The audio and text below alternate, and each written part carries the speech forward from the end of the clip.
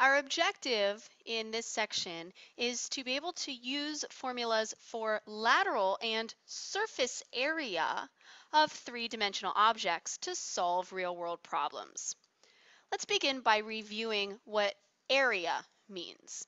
Area is the space covered in two dimensions. And we always use square units, which can also be written as units squared. Think of covering, like what you might do if you paint something, or color, or tile. Think of flat. Now apply that concept to a specific kind of area, surface area. Surface area is the sum of the area of the faces of a solid. It is also two-dimension, but the solid is in three dimensions. It is also area, so it is unit squared or square units. Remember, sum means add or total. Think of covering all the sides and top and bottom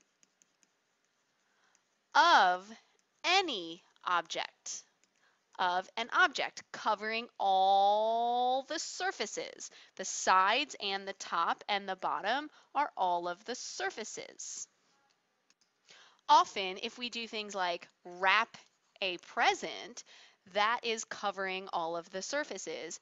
Painting all of something or the entire surface of an object. Then we have the lateral area. Again, this is an area, but lateral means side. So we're just adding up, finding the sum of the area of the lateral faces. Lateral faces, think of the sides. The lateral faces of a solid that has a base. It's also a two-dimensional measurement, and it's also in square units because of its area. Think of if you have to cover the sides of something, like a can label. The label on a can, it just goes around the sides. Or if you don't want the base, or you don't want the top and the bottom of something, you just want the sides. Lateral means sides. Let's look at a few examples that apply these types of measurement. Number one, a square pyramid that is 4 meters tall has a base that measures 6 feet long. How many square feet of paint are needed to cover this entire pyramid? So the first thing I noticed, some keywords here. Square feet indicates a need for area. Square units is area. Paint is another indicator of a use for area. Covering is another use for area. Now, a pyramid is a three-dimensional object. See the picture? But if I want to cover the entire, I want to cover it, all of it, then that's going to be all the surfaces or the surface area. So I go to my formula sheet and I find the pyramid and I go to the surface area formula for the pyramid. Now I need to put measurements in here from the directions. 4 meters tall. So this part right here is 4. The height is 4. The square refers to the base. Square means the base is square. So if it says 6 feet long in the base, then this side is 6 and this side is 6. Let's go ahead and write down the formula that we extract from our formula sheet. Surface area equals 1/2 LP plus capital B. Now to use the formula, we have to know what these letters represent. So let's start figuring out what we have and what we need. We need L.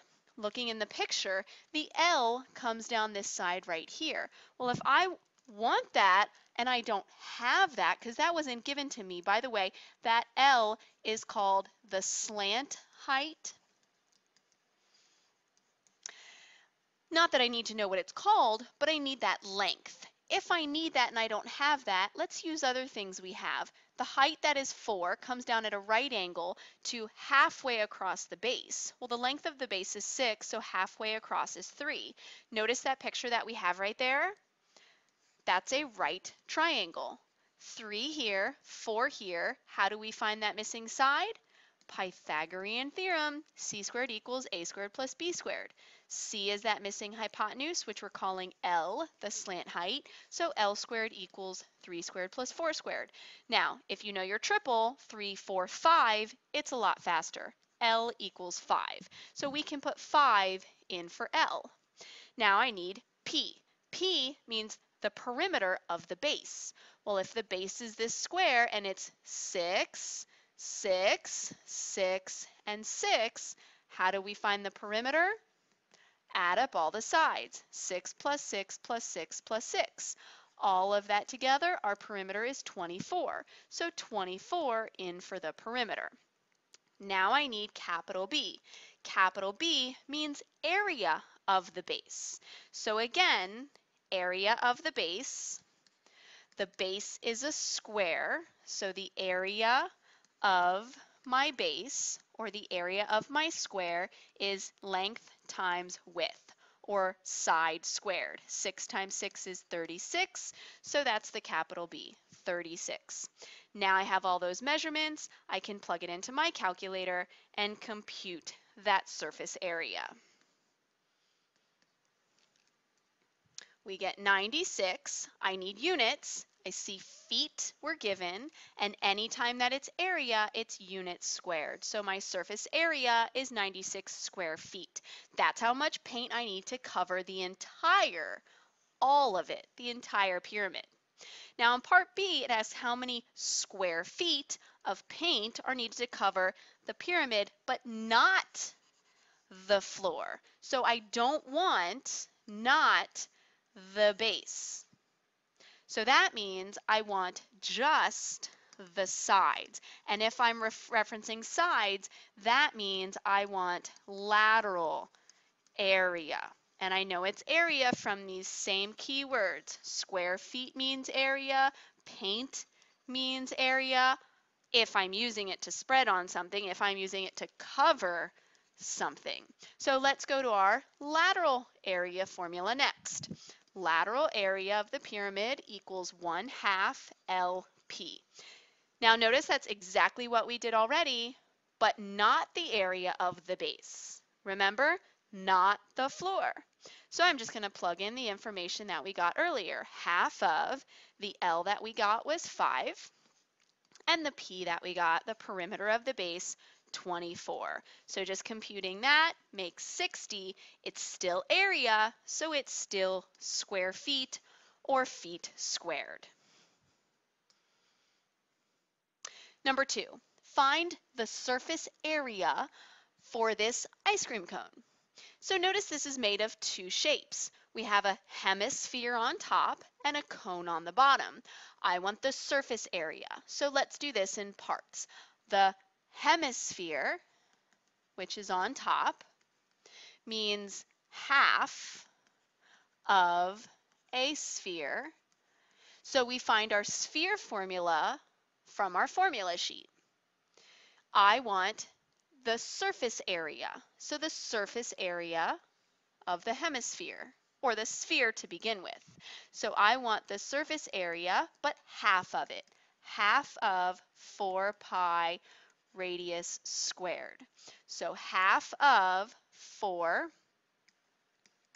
times pi, r is just half of the way across. That's 4 squared. When I'm not to the final answer, I'm not going to type in the pi just yet because I don't want to round too soon. So half of 4 is 2. 4 squared is 16. 2 times 16 is 32. So this makes 32 pi. Now let's do the cone. The cone has a surface area formula that looks like this. However, notice that the hemisphere is sitting on top of the cone. So normally, whereas the surface area of the cone covers all of the surfaces, including that circular part, because the ice cream cone is on top, I don't want that part. So I only want the sides, the area of the sides. And if I only want the area of the sides, I don't want surface area, I want lateral area. So I'm going to use the lateral area for the cone, pi r L. What is the L? The L is this slant height. In the picture, what do I have? From the top straight down to the bottom, it says 12. The radius makes a right angle with the height, it says 4. The slant height I don't have, but I can find that. If we have a right triangle and I'm missing just one of the sides, Pythagorean Theorem. C squared equals a squared plus b squared.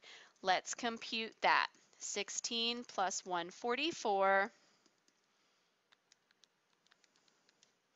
160, take the square root, and we get a decimal. So I'm not going to write the decimal, I'm going to write it as square root of 160. So let's go plug this stuff into our formula. Pi, the radius is 4, and the slant height is the square root of 160. The best I can do for this lateral area is 4 pi square roots of 160. Now I can put these two together. So for my final answer, I'm going to take this plus this. So put them together. So in total, my total surface area, 32 pi plus 4 pi square roots of 160. Let's type that in all at once with the pi and everything and get approximately 259.5. Now I'm using centimeters and this is still area, so it's centimeters squared.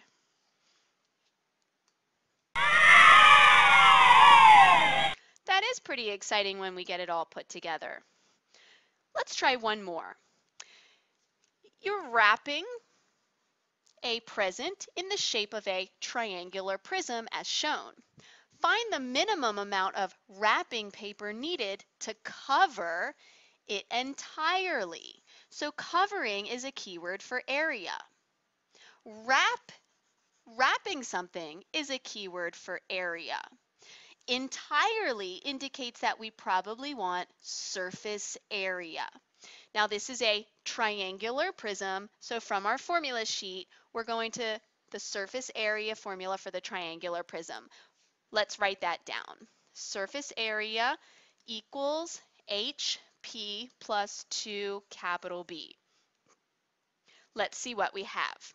In the picture, the H is the length that connects from triangle on top to triangle on the bottom. It connects the two triangles. Well, in our picture, the part that connects the two triangles is this length right here. See this triangle in the front and this triangle in the back? This connects them. So whatever connects the two triangles, that's what the height is. In this case, it's 10. So in for height, we put 10. Now I need P. P represents the perimeter of the base. Remember that the base is a triangle. So the perimeter of that is adding up all the sides. Well, I don't have all the sides of this base. So let's find it. This is 12. Oops. 16. This is 12, and I'm looking for this missing length. So let's do our Pythagorean theorem. C is the one that's missing, our hypotenuse. And if we think of it as our missing 3, 4, 5 triangle, 3 times 4 is 12, 4 times 4 is 16, 5 times 4 is 20. That's a faster way to get to our missing length of 20. So our perimeter is 12 plus 16 plus 20, or 48. So 48 in for our perimeter. Now we're going to add to that 2 times capital B. Well, capital B means the area of the base. Well, if the base is a triangle, then I need the area formula for the triangle. And we're usually going to use this one. So that's going to be 1/2 times the length of the base times the height. The length of the base is 12, the height is 16. So 1/2 times 12 times 16